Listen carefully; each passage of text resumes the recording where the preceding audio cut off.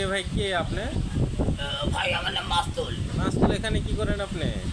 এই ফ্যান দেখতেছি। দেখতেছেন না চুরি করার জন্য চেষ্টা করতেছেন আপনি? সাহস কথা কয় না একবার দেখি।